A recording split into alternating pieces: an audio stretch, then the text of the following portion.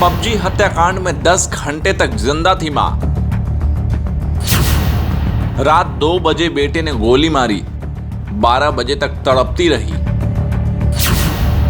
8 बार मां को तड़पते देखा मगर दिल नहीं पसीजा।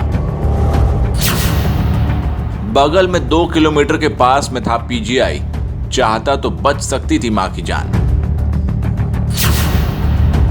नाबालिग बेटे ने कबूला कि उसने रात को 2 बजे मां को गोली मारी थी, लेकिन दोपहर 12 बजे तक वो जिंदा रही, तड़पती रही। मौत होने के इंतजार में वो बार बार दरवाजा खोलकर मां को तड़पते हुए देखता था, फिर कमरे का लॉक बंद कर देता था।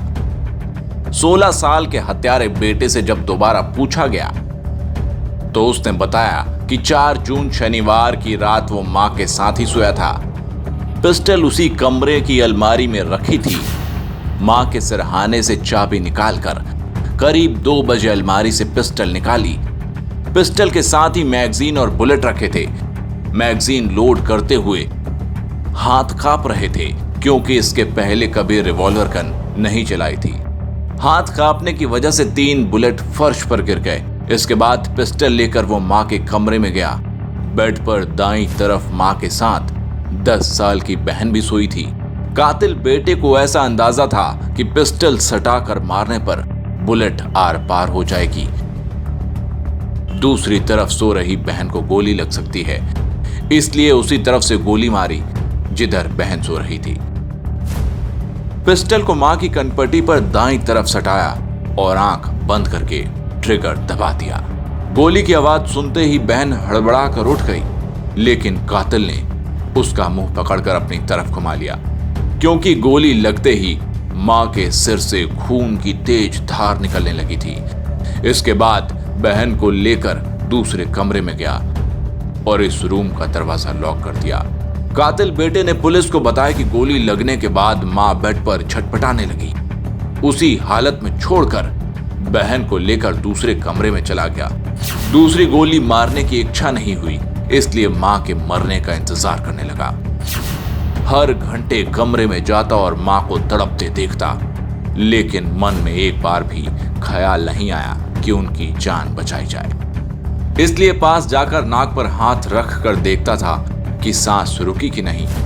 10 घंटे में 8 बार उसकी सांस चेक की। दोपहर 12 बजे आखिरी बार गया तो मां के शरीर से कोई हरकत नहीं थी, सांस भी थम चुकी थी।